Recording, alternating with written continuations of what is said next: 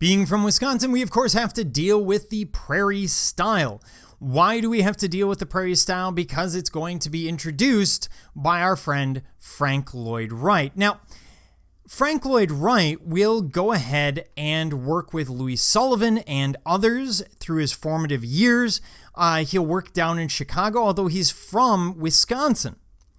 And he's going to be influenced by many of the principles of these early firms, looking at organic ornament that is related to some kind of natural form, looking at Asian influence, looking at a lot of different ideas.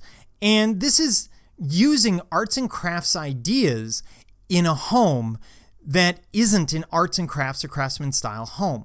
So it's a totally different form. And what we see is the Prairie Style. And we see this a lot in northern Illinois and Wisconsin.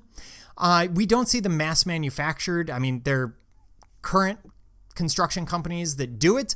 But there's some key elements to what was happening at the time. This is about 1890 to 1920.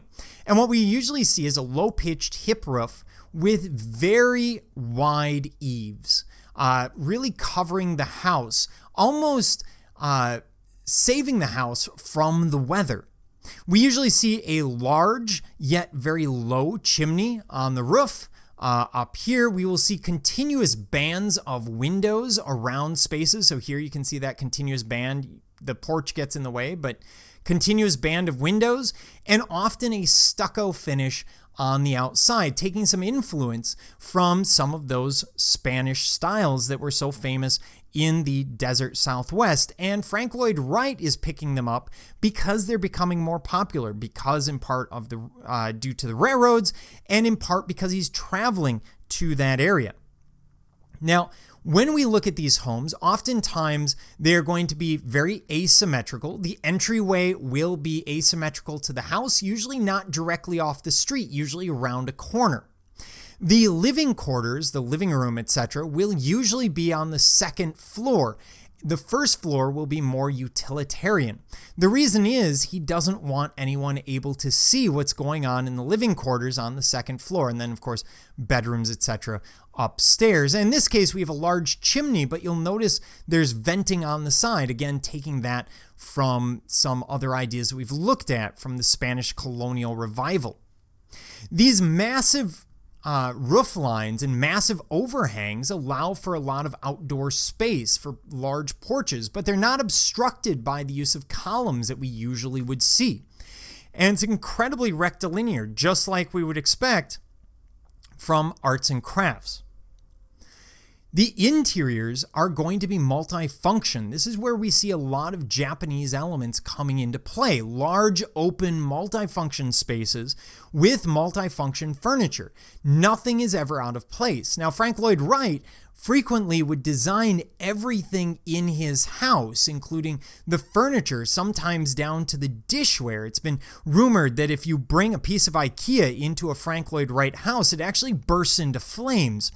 And when he's doing this, he's looking at the space as subsections. So, for example, this living space, we have reading nooks near the windows. We have a chair here to hold a conversation. We have a small conversation nook by the fireplace. But then we have this massive open space that you might not see all the time today. We tend to fill things. But he wants that sense of openness. He wants that sense of an inviting space that isn't cluttered with things. He's seeing this as calming. And you'll notice his use of materials, his use of carpet. This is very, very similar to what we saw from Japanese architecture, from Japanese homes. The use of post and lintel design, although he's using cantilever more than post and lintel. Cantilever means it's supported on one end and then hangs out into the void, as we saw with some of those overhangs. His furniture will often be inspired by Japanese design, so pieces like this, and they will be multifunction. So here we have a table with storage underneath, and this would be a very heavy table in the arts and crafts tradition. It would be built in mortise and tenon construction. There are no nails or screws used unless absolutely required, maybe for the hinges.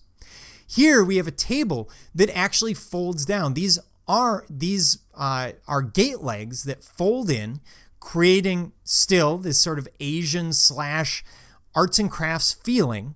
The verticality of the arts and crafts is coming through here. And then the tabletop folds down in a drop leaf, creating a room divider. So even though it's a low room divider, it would create the sense of different spaces. This is very important if you're entertaining, for example, or you're using that large living space for multiple purposes. Maybe I have an office set up on occasion, as long as it's not on, for example, an IKEA desk or a solder desk. Either one would probably burst into flames. And you always get the sense that in Frank Lloyd Wright's design world, you would need to use a Mac just because the aesthetic would fit the space. His chairs tend to be very high back, very, very similar to what we saw out of the Glasgow school, those Macintosh chairs. And these fit beautifully within his spaces. It gives a verticality that balances out the horizontal that tends to be the key design element throughout his Prairie Style homes.